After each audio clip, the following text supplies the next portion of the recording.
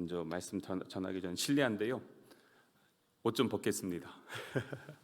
더워서 여기 이제 선풍기를 놔야 되겠네요. 많이 이제 여기 앞자리가 좀 더워가지고요. 죄송해요. 자, 이렇게 해도 이해는 해주시길 바라고요. 다니엘 그 12장 끝까지 왔습니다. 벌써 시간이 이렇게 되었습니다. 출애굽기부터 시작했던 이 말씀들이 지금 수년째를 거쳐서 이 다니엘까지 이스라엘 역사가 다 끝나고요. 이제 나라가 망하고 그 다음에 다니엘이 포로로 끌려와서 70년이 지나고 이제 그의 나이가 80 후반 어쩌면 90이 넘을 이때에 이제 하나님이 부르실 마지막 자리에 하나님께서 다시 한번 그에게 주시는 마지막 생명의 음성, 그게 바로 오늘 우리가 읽은 다니엘 12장이고 그래서 이 다니엘 12장은 다니엘의 마지막 말씀이 되겠습니다. 근데 이 다니엘은 여러분들이 일반적으로 보실 때는 다니엘 새 친구 풀무불, 다니엘 사자굴, 보통 이 정도만 기억을 하셨죠. 근데 우리가 그동안에 이 말씀들을 보니까 여기에는 환상과 계시를 통해서 앞으로 일어날 역사적인 사건들, 그래서 나라와 민족을 주관하시고 그리고 모든 역사의 주인 되어 주신 하나님의 일을 하심을 이 다니엘을 통해서 우리들에게 보여주셨던 것들을 우리는 기억하고 있습니다. 그러면서 이제 마지막 때 이 말씀들을 주면서 오늘 여기의 말씀에는요 다양한 주제들이 많이 있습니다. 큰 환란이 일어나고 마지막 때에 천사의 때, 부활, 심판, 그리고 지혜 있는 자, 끝까지 견디는 믿음이 무엇인지 이러한 다양한 주제들이 이 짧은 이 13절 안에 다 녹아져 있습니다. 그만큼 다니엘에게 우리 하나님께서 마지막에 주고 싶었던 말씀이 참 많이 있었다는 것을 볼 수가 있습니다. 다니엘은 지금 나이가 이제 지긋하게 들어서 시기적으로 보시면요 이미 페르시아 대제국, 그러니까 지금 이란 있죠? 그 페르시아 제국이 이 지역을 완전히 다 점령하고 고레스 왕이 이스라엘의 백성들에게 너희들 이스라엘로 돌아가라, 그렇게 해서 이미 일부의 사람들은 스룹바벨과 예수와 제사장과 함께 예루살렘으로 가서 거기에서 살고 있고 성전 건축이 완전히 진행되지 않고 있다라는 안타까운 소식까지 들으면서 다니엘이 그것 때문에 마음이 너무 상해서 하나님 앞에 새 일에 21일 동안 금식하며 기도하다가 하나님의 환상을 보았던 그것이 10장에 있는 말씀이었죠. 그만큼 이 모든 상황들이 역사적인 상황 속에서 이제 다니엘은 마음속으로는요 예루살렘 가고 싶죠. 그런데 이제 나이가 너무 늙었어요. 그리고 그는 이 페르시아 제국에서 여전히 해야 될 일들이 있었습니다. 그래서 그는 이 자리에 남아서 하나님이 주신 마지막 사명을 감당하고 있었습니다. 그때에 하나님께서 이제 말씀을 해주시는데요 1절에 있는 말씀 보겠습니다. 그때 내 민족을 호위하는 큰 군주 미가엘이 일어난다 하는데 여기에 있는 이 군주 미가엘이 누굴까요? 천사입니다. 근데 성경에서도 천사장이라고 분명하게 기록된 천사가 미가엘입니다. 하나님의 군대 장관입니다. 그래서 다니엘 10장에서도 함께 싸우죠. 악한 영과 싸워서 다니엘이 기도 응답이 될 수 있었던 그 역할을 했던 천사가 바로 이 미가엘이었습니다. 근데 또 다른 천사 하나 또 있죠.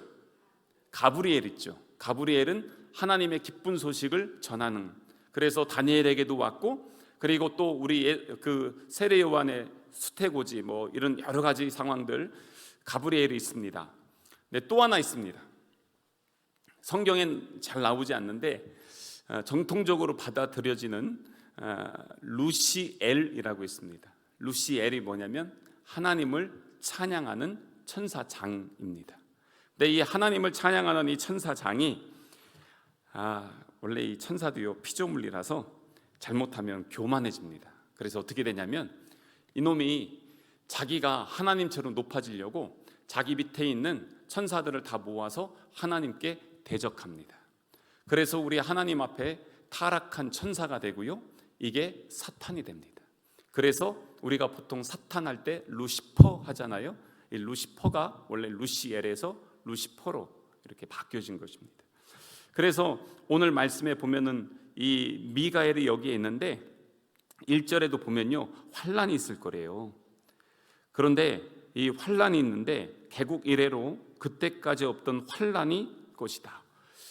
이걸 다니엘이 들었을 때 느낌이 어땠을까? 제가 한번 다니엘이 되어서 한번 묵상을 해봤습니다. 왜냐하면 이전까지 없었던 환란이래요.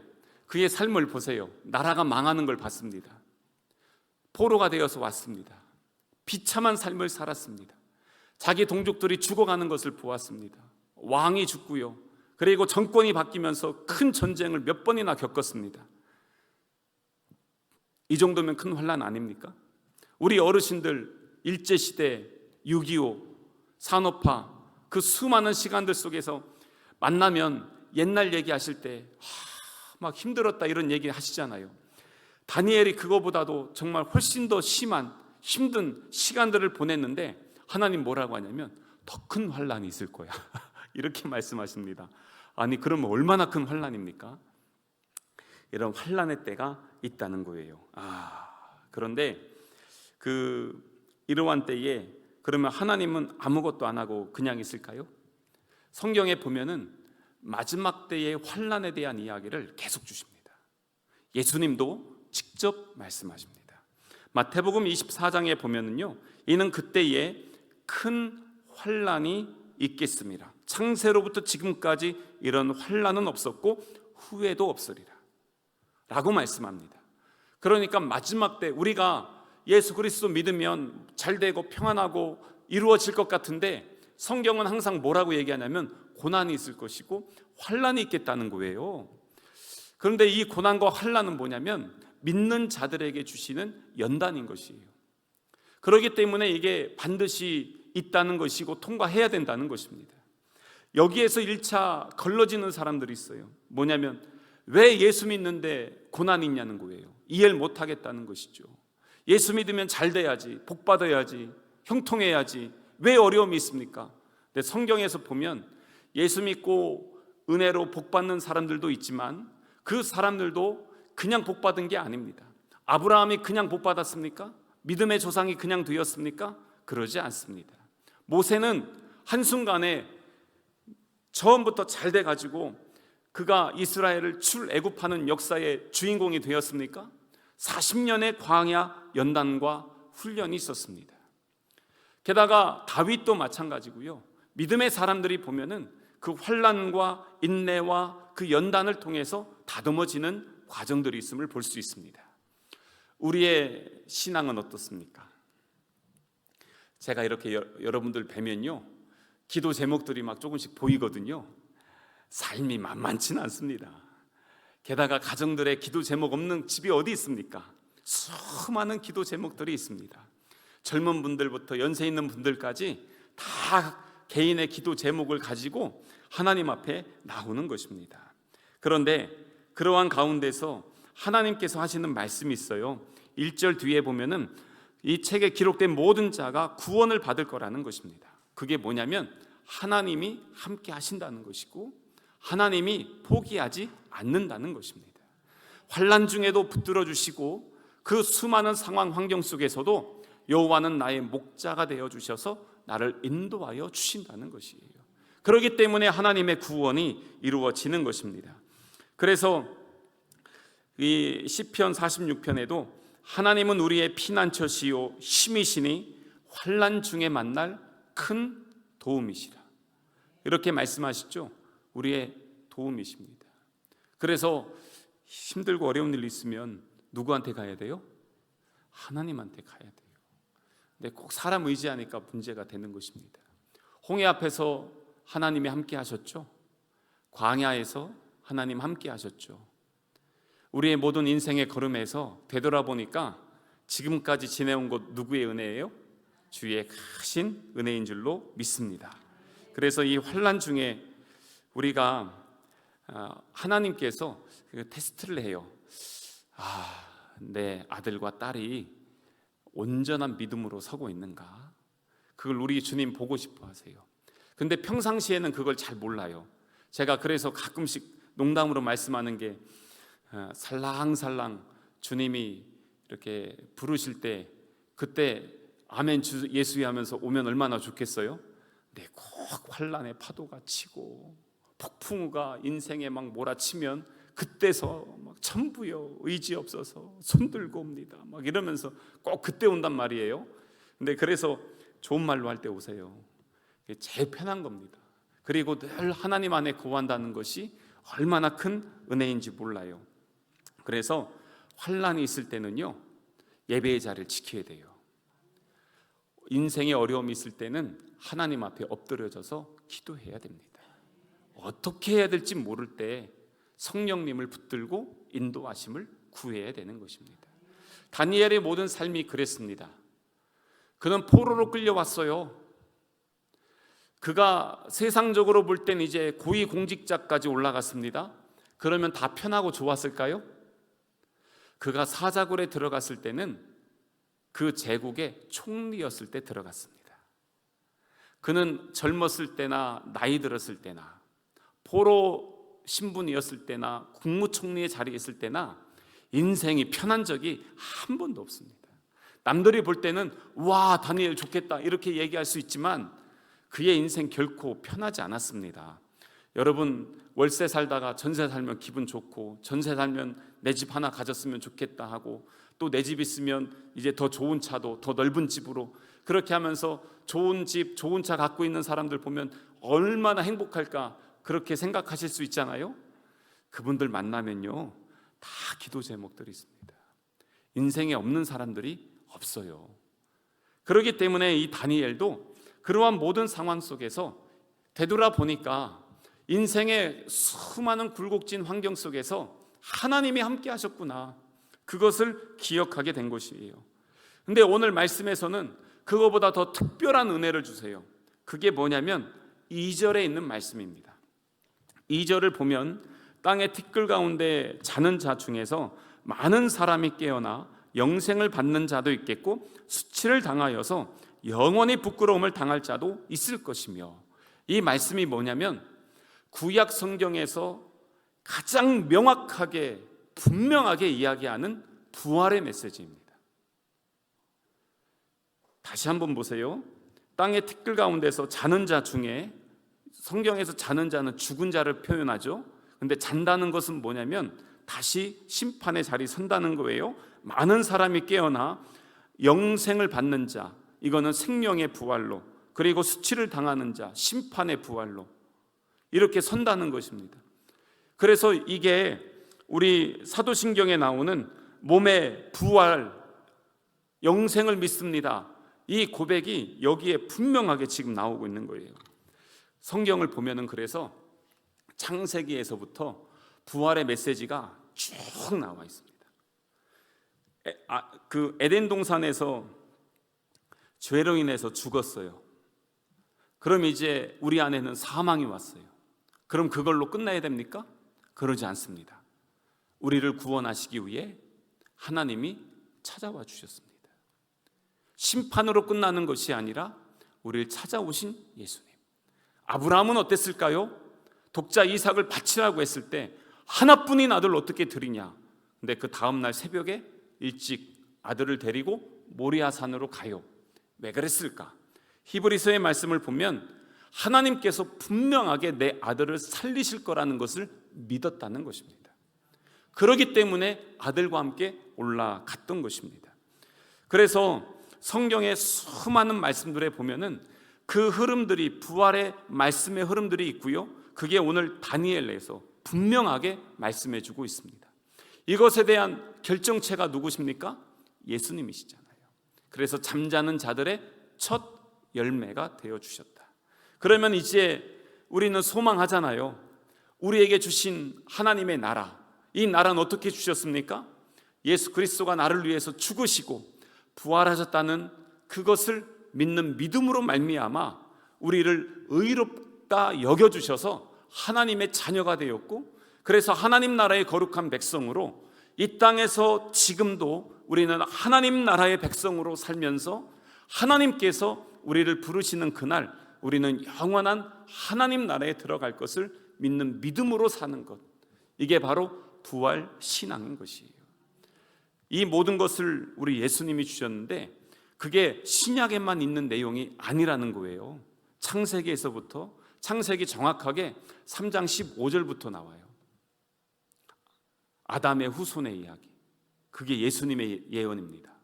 창세기 3장 15절부터 계속해서 예수님이 나오고, 가장 많이 나오는 데가 어딘지 아십니까? 예수님에 대한 상징이 레위기입니다, 구약에서. 그러면서 계속 나오다가 여기 다니엘 12장 2절에 다시 한번 나오는 것입니다. 두 갈래 길이 있어요. 생명이냐 사망이냐, 중간 지대가 없어요. 이 땅에서 볼 때 우리가 어설프게 믿을 수 있겠지만 하나님 심판대 앞에서는요, 중간 지대, 회색 지대가 없습니다. 분명하게 나누어진다는 것입니다. 그런데 그러한 소망을 누구한테 지금 주셨냐면 다니엘에게 주는 거예요. 아까 1절에 다니엘에게 뭘 줬어요? 환난이 있을 것이다. 근데 구원을 받는 백성이 있을 것이다.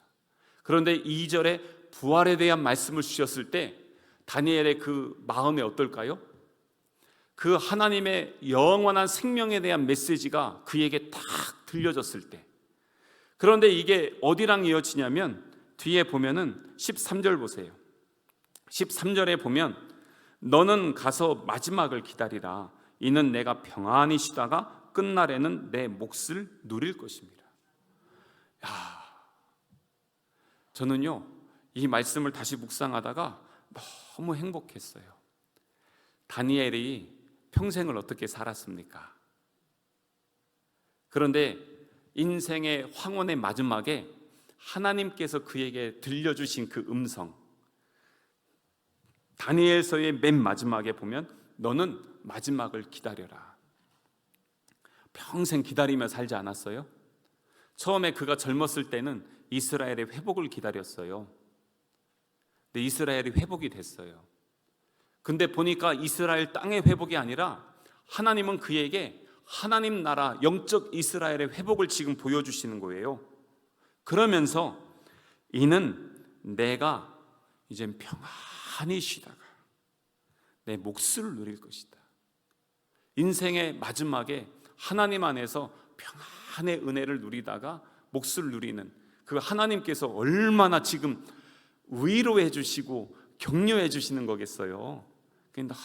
너무너무 이 말씀을 보면서 마지막 우리 인생에 우리 성도들이 주님 안에서 이런 은혜를 누릴 수 있다면 얼마나 감사할까.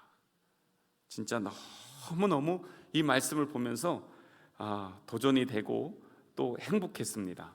근데 왜 이런 은혜를 누리게 되었을까? 3절 말씀 보세요.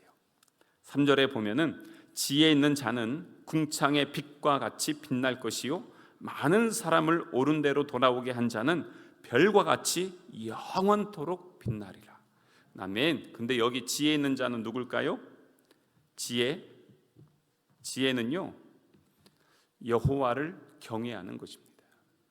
잠언 9장 10절에 보면 여호와를 경외하는 것이 지혜의 근본이요, 하나님을 경외하는 것입니다.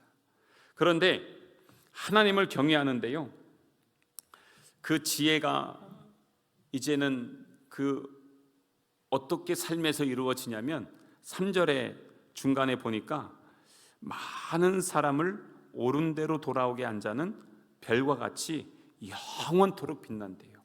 이 많은 사람을 이렇게 인도하는 게 무엇입니까? 이게 바로 영혼을 살리는 것입니다. 영혼을 구원하는 것입니다. 지금까지 우리가 다니엘 말씀을 쭉 보시면 다니엘의 삶을 충분히 이해하셨을 거예요. 역사적인 배경을 조금 말씀드릴게요. 3절의 말씀에 비추어서 다니엘의 삶을 보면은 그가 포로가 된 다음에 70년이 된 후에 조국이 해방됐습니다. 그때 다니엘이 무엇을 했습니까? 정권이 바뀌었습니다. 바벨론이란 나라, 지금의 이라크 지역 중심으로 했던 이 바벨론 나라가 한순간에 무너질 때 다니엘은 고위 공직자였습니다. 그랬는데 이제 페르시아 정권으로 이제 바뀌었습니다. 바벨론에 있던 고위 공직자는 살려줘야 됩니까? 죽여야 됩니까? 일반적으로는 죽여야 됩니다. 그런데 오히려 이 페르시아 제국의 바사 제국의 다니엘이 총리가 됩니다. 그때 첫 번째 왕이 누구냐면 고레스입니다. 그가 했던 이스라엘의 첫 번째 행정명령이 무엇이었어요? 너희들 고국으로 돌아가라. 그리고 이스라엘이 망할 때 바벨론이 성전에서 다 끌고 왔던 성전의 예물, 그 기병들 다 있잖아요. 그 모든 것을 돌려줬습니다. 국가 보물입니다. 그거를 돌려줍니다. 지금 이 바벨론이나 페르시아나 이쪽에 있는 이 유물들을 보려면 이라크나 이란 가면 없어요. 다 영국, 이탈리아, 프랑스 다 이쪽에 있습니다. 독일. 왜요? 이 사람들이 가서 점령해서 다 갖고 왔잖아요. 그래서 왜 영국에 있는 국립중앙박물관이나 아니면 저기 루브르 박물관 프랑스에 있는 게 왜 유명합니까? 세계에 있는 게 거기 다 있으니까 거기 가면 다 볼 수 있어서 유명한 거예요. 그런데 그거를 준 거예요. 아니 국가적 보물을 왜 줍니까? 근데 이 역할을 누가 했을까요? 이게 다니엘이 한 겁니다. 하나님이 이 때를 위해서 다니엘을 준비시킨 겁니다. 그리고 그는 그 이후에도 십수년 동안 이 페르시아의 총리로 있으면서 무엇을 했습니까? 계속해서 그는 어렸을 때부터 늙을 때까지 하루에 3번씩 예루살렘을 향하여 창을 열고 하나님께 기도했습니다. 하나님, 이 나라와 민족을 붙들어 주십시오. 하나님, 지금 우리가 포로이지만 우리의 자녀들, 우리 다음 세대가 믿음으로 살게 하여 주옵소서. 그가 정치적으로 권력을 누린 것이 아니라 하나님 나라의 백성으로 이스라엘의 회복을 위해서 자기의 삶을 헌신했던 것입니다. 왜 그러한 상황에서 에스겔이 포로지에서 이스라엘 백성들에게 말씀을 가르치는데 그런 자유를 누릴 수가 있었을까요? 정치적인 영향력이 없으면 이런 일들이 쉽지 않습니다. 다니엘이 살아있는 그 기간 동안에 열왕기 상하의 말씀이 기록이 됩니다. 그리고 이 포로민들이 조국 이스라엘로 다시 돌아갈 수 있었고 성전을 지으라고 국가적 차원에서 재정 지원까지 해줬습니다. 어떻게 이게 가능할 수 있겠습니까? 다니엘이요, 평생 자기의 모든 삶을 다 모아서 했던 그 일들은 하나님의 뜻을 이루는 것이었습니다. 그 관점에서 3절을 보겠습니다. 지혜 있는 자는 궁창의 빛과 같이 빛날 것이요 많은 사람을 옳은 대로 돌아오게 한 자는 별과 같이 영원토록 빛나리라. 조금 더 새롭게 보이지 않아요? 평생을 하나님 앞에 드렸던 그 삶이 이제는 하나님이 그에게 와서 지금 네가 했던 그 모든 것 내가 보았어. 그리고 이제 너는 하나님 나라에서 영원토록 빛날 것이야. 그래서 2절에 부활에 대한 말씀을 주시면서 구원을 받을 것이고 3절에는 영원토록 빛날 것이고 그래서 13절에는 네가 평안하게 쉬다가 끝날에는 내 몫을 누리게 될 것이야. 자기의 삶을, 그 인생을 하나님 앞에 온전히 드려서 마지막 우리 주님 앞에 섰을 때 다니엘아, 잘했어. 너는 진짜 착하고 충성된 종이야. 지금 그것을 하나님이 직접 말씀을 해주시는 것입니다. 이런 음성 듣고 싶지 않으십니까? 그 마지막 우리 주님 앞에 섰을 때 이런 모습으로 서고 싶지 그래서 너무 사모함이 되었습니다. 지금도 우리에게도 다니엘과 같은 우리 한 사람 한 사람에게 주신 사명이 있습니다. 그래서 그 한 영혼을 위해서 간절히 기도하는 거예요.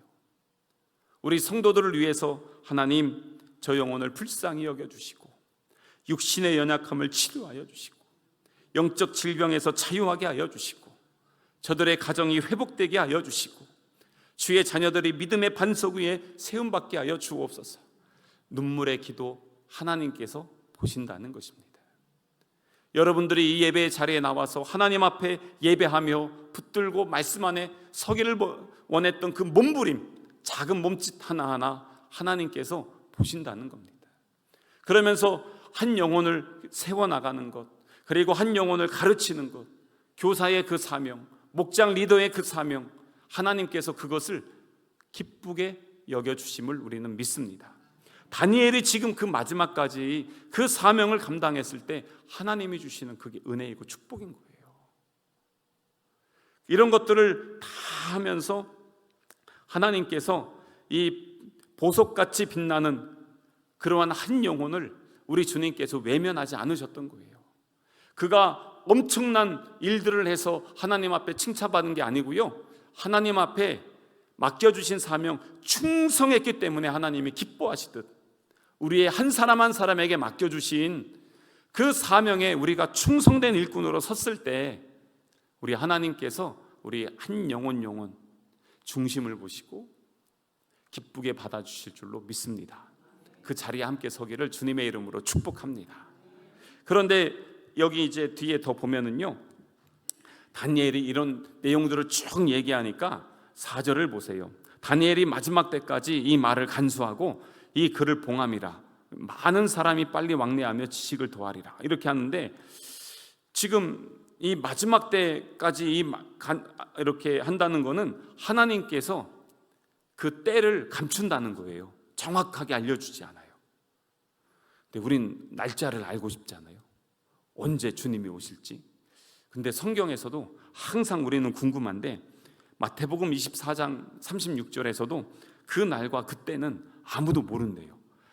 궁금해 죽겠어요. 그런데 왜 안 알려줄까? 왜냐하면 깨어 있으라는 거예요. 그날 알면 어떻습니까? 우리가 그날 딱 알면 그날 며칠 전에 바싹 정신 차리면 돼요. 그 벼락치기 공부하는 애들이 꼭 그렇습니다. 평소에 맨날 놀다가 시험 기간 딱 며칠 전부터 열심히 공부합니다. 그런데 중학교 때까지는 되는데 고등학교, 대학교 가면 그게 안 되잖아요. 근데 그 날을 모르면 어떻습니까? 오늘 시험 볼지 내일 시험 볼지 모르면 항상 준비해야 됩니다. 오늘 주님이 오실지 내일 주님이 오실지 모르면 깨어있고 준비해야 되는 것입니다. 그래서 알려주지 않는 거예요. 그런데 이 모든 걸 하면서 다니엘에게 뭐라고 하냐면 이 말을 간수하라고 합니다. 그러면서 쭉 얘기하거든요. 근데 뒤에까지 이렇게 쭉 있는데 이 여러 말씀이 있는데 8절을 한번 보세요. 8절을 보면 뭐라고 했냐면 내가 듣고도 깨닫지 못한지라 라고 얘기했어요. 내가 이르되 내 주여 이 모든 일의 결국이 어떠하겠습니까? 그런데 그거에 대해서 얘기를 안 해줘요. 그런데 아니 좀 하나님이 명확하게 좀 알려주면 좋겠는데 아니 왜 안 알려주십니까? 다니엘이 이렇게 깨닫지 못하면 알려주면 좋겠는데 대답 안 해주시거든요. 근데 그게 뭐냐면 알려주고 안 알려주고의 문제가 아니라 그거는 하나님 입장이에요. 근데 우리 입장에서는 뭐냐면 하나님이 알려주시던 하나님이 알려주시지 않던 내 신앙의 자세가 바뀌지 않으면 돼요. 지금 그거 말씀하는 거예요. 그 다 말씀할 거는 보여주고 마지막 너 구원받고 부활 그리고 마지막 날까지 평안하게 쉴 것까지는 해주는데 그때는 얘기 안 해주는 거예요. 그러면서 다니엘아 너 그거 다 신경 쓰지 마. 그 날이 언젠지 계산 안 해도 돼. 이미 너의 삶은 하나님이 받으셨어. 지금 그 얘기를 해주는 겁니다. 그러면서 12절에 뭐라고 말씀하냐면 기다려서 1335일까지 이르는 그 사람은 복이 있으리라. 이게 뭐냐면 앞에도 보면 날짜 1290일 있고 11절에요. 여기 1335일인데 이거 막 날짜가 도대체 뭐냐 막 계산하는 거 있어요. 그러면 요한계시록에 나오는 날짜랑 뭔가 이렇게 다 맞아요. 이게 뭐다 막 이렇게 할 수 있는데 사실 그거 날짜 중요한 거 아닙니다. 왜냐하면 상징적인 숫자들입니다. 그런데 여기에서 하나가 뭐냐면 기다림이에요. 주님이 나를 부르실 날이 언제인지 몰라요. 주님이 언제 오실지 우린 몰라요. 그래서 다니엘은 기다리는 거예요. 그날과 그때는 모르는데 그냥 기다려요. 끝까지 인내해요. 그러면서 여기 앞에 11절 한때 두때 반때 하면 3년 반이고 막 이런 저런 것들이 있는데 그거보다 중요한 게 뭐냐면 왜 하나님은 우리를 기다리게 하냐는 거예요. 왜 하나님 기다리게 하십니까? 그런데 기다림 속에 믿음이 자라나요. 하나님이 왜 빨리 응답 안 해주시나 답답하실 때 있죠. 근데 뭐냐면 하나님은 우리가 받을 만한 그릇이 될 때까지 기다려 주시는 거예요. 그래서 지금 다니엘에게도 그 말씀들을 하는 겁니다. 기다려서 12절에 기다려서 그 날 이르는 그 사람은 복이 있으리라. 그때까지 하나님이 참고 기다려 주셨던 겁니다. 그리고 나서 마지막이 아까 말씀드린 13절에 하나님의 구원을 보여주셨던 것입니다. 이 말씀을 딱 받았을 때 그냥 우리 입장이 아니라 다니엘이 이것을 딱 받았을 때 느낌이 어떤지 한번 아까 살짝 말씀드렸는데 어떠셨을 것 같아요? 참 굴곡진 그 인생들, 죽음의 수많은 위기들 속에서 하나님께서 끝까지 나를 붙잡아 주셨구나. 그런데 평생을 하나님 앞에 온전히 서기 위해서 몸부림쳤던 그의 모든 삶을 하나님께서 보고 계셨구나. 그리고 또한 그 하나님께서 이제는 그에게 마지막 날에 대한 약속을 주셨구나 라는 것을 이 12장을 통해서 보여주시듯 오늘 우리 한 사람 한 사람에게도 우리의 모든 삶을 눈동자같이 살피시는 그 하나님 앞에 우리의 구원의 확신을 잘 점검하고 또 많은 영혼을 데리고 온 자가 빛난다고 했는데요, 우리에게 맡겨주신 사명 나는 지금 어떻게 감당하고 있는가 한번 되돌아보면서 주님 오실 때까지 우리 기다려야 됩니다. 거룩한 인내로 주님의 거룩한 신부가 되어서 주님이 오실 그날을 예비하며 우리 주님 기쁨으로 맞이할 수 있는 그런 우리 성남 가족 되시기를 주님의 이름으로 축복합니다.